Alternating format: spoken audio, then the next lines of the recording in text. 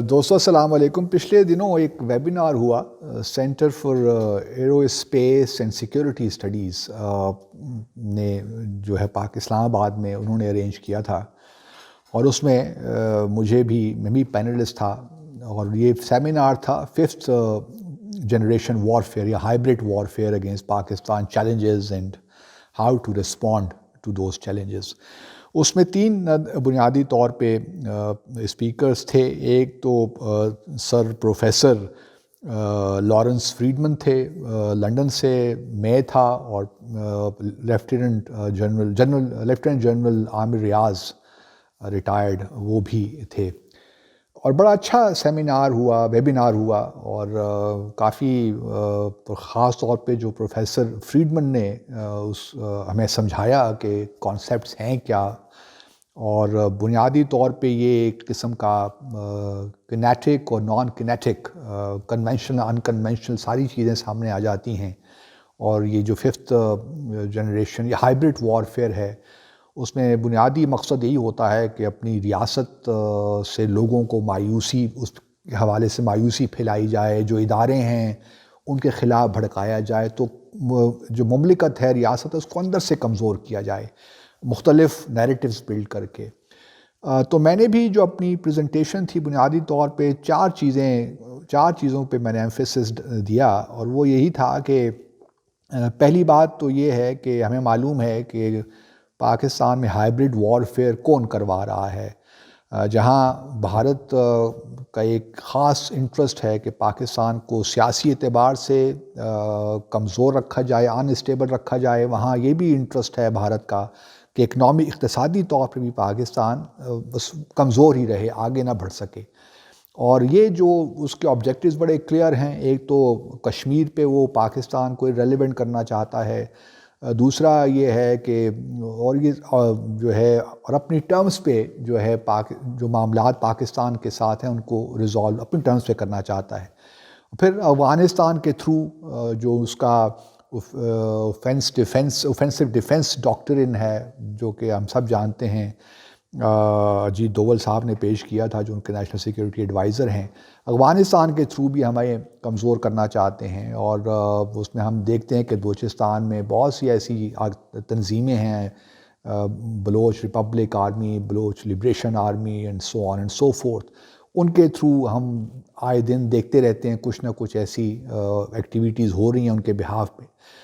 اسی طرح جو ہے ریجنلی اگر آپ دیکھیے تو، اور پھر یہ بھی ہے کہ ایک نیریٹیو بھی بلڈ کر رہے ہیں کہ جی اصل پرابلم پاکستان میں جو جمہوریت کو لاحق ہے یا ریاست کو لاحق ہے وہ پاکستان کی آرم فورسز ہیں. تو یہ ایک قسم کا ایک ایسا بیچ بویا ڈالنے کی کوشش کی جا رہی ہے کہ ہمارے جو ادارے ہیں، خاص طور پہ جو نیشنل سیکیورٹی کے ادارے ہیں، ان کے خلاف پاکستانی عوام کے جذبات کو بھڑکایا جائے، اور یہ تاثر دیا جائے کہ ریاست پاکستان اگر ترقی نہیں کر رہی تو اس کی وجہ بھارت نہیں ہے یا کوئی اور، بلکہ یہ جو آرم فورسز ہیں. ڈیفنس ایکسپینڈیچر دیکھ لیجئے 18 سے 19% ہے، اور اس قسم کے جو نیریٹیوز بلڈ ہوتے ہیں تو وہ کرنے کی کوشش کی جاتی ہے. دوسری طرف علاقائی طور پہ بھی بھارت کا یہ نیریٹیو ہے کہ جی پاکستان اصل میں امپیڈیمنٹ ہے، وہ کنیکٹیویٹی نہیں ہونے دیتا. افغانستان بھارت کے جو تجارت ہے وہ واگا کے تھرو نہیں ہونے دے رہا. تو اصل بنیادی معاملہ پاکستانی کا ہے. تو ریجنلی بھی وہ ہمیں تقریباً اسی کوشش ہے کہ میں آئسولیٹ کرے، لیکن بہرحال اس کوشش میں کامیابی تو نہیں ہو رہی اس کو. اور پھر انٹرنیشنلی جو نیریٹیو وہ بلڈ کرتا ہے وہ یہ ہے کہ جی نیوکلیئر پرولیفریشن اور اس قسم کے ٹیررزم کے جو معاملات ہیں اس میں پاکستان، تاکہ جو FATF کا معاملہ ہے وہ پاکستان گرے لسٹ میں رہے. تو یہ سارے نیریٹیو جو ہیں پاکستان کو انڈر پریشر رکھنے کے لیے ہے. اور یہ سارا جو ہائیبرڈ، اور پھر اس کے بعد یہ جو ہائیبرڈ وارفیئر ہے اس لیے زیادہ خطرناک ہو جاتی ہے کہ جو کولڈ اسٹارٹ ڈاکٹرن ہے، سرجیکل اسٹرائکس، جس طرح بھارت نے ایک ناکام کوشش کی تھی بالا کوٹ پہ 26 فروری کو 2019 میں، اور اس کے جواب میں پھر ہم نے 27 فروری کو جو آپریشن جو کیا تھا، تو وہ بھی چونکہ یہ کولڈ اسٹارٹ ڈاکٹرن اس کے ساتھ نتھی ہو گیا ہے، اس کا انٹیگرل پارٹ ہے، اس لیے بڑا ڈینجرس ہے یہ جو ہائیبرڈ وارفیئر ہے پاکستان و بھارت، جو بھارت پاکستان میں کروا رہا ہے. کیونکہ چیزیں اسکلیٹ بھی ہو جاتی ہیں. پھر LOC پہ آپ دیکھیے آئے دن سیز فائر کی وائلیشن ہوتی ہے. وہ بھی یہی مقصد ہے کہ پاکستان دنیا کو بتائے کہ جی کشمیر جو ہے بنیادی طور پہ حق خود ارادیت کی جد و جہد نہیں ہے، بلکہ پاکستان ایک ٹیررزم ہے. یہ وائلنس جو ہے پاکستان کروا رہے، اور جب سیز فائر یا فائرنگ ہوتی ہے کراس LOC، یہ پاکستان کرواتا ہے کیونکہ وہ وہاں سے انفلٹریٹ کرواتا ہے ٹیرر ملیٹنٹس کو اور اس کے کور میں.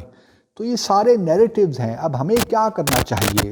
میرا ایمفیسس یہی تھا کہ چلیں ہمیں معلوم تو ہے سب کچھ، ہم اپنے اندر چیزوں کو ٹھیک، پہلے تو یہ نا کہ ہم اندر چیزوں کو ٹھیک کریں. ہماری جو فالٹ لائنز ہیں، کیونکہ جب تک ہم خود موقع نہیں دیتے، دوسری ریاست ہائیبرڈ وارفیئر کا صحیح فائدہ نہیں اٹھا سکتی. کیونکہ ہم خود موقع دیتے ہیں، کہیں نہ کہیں کمزوریاں ہماری ہیں، تو پھر بھارت جو ہے یا دوسرے ممالک بھی لائک امریکہ اور ایون دا UK، تو وہ ان فالٹ لائنز کو ہم پہ پریشر ڈالنے کے لیے اس کو زیادہ اسٹوک کرتی ہیں.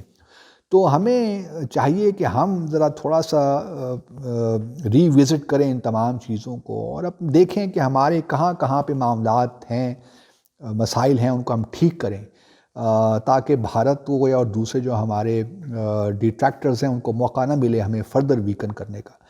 اور اس کے لیے یہ بھی ضروری ہے کہ ہم اسٹیٹمنٹس کم سے کم دیں، اپنی سفارتکاری کو بہتر کریں، ملٹی لیٹرل ڈپلومیسی میں زیادہ شور مچانے کے بجائے دو طرفہ تعلقات پہ فوکس کریں.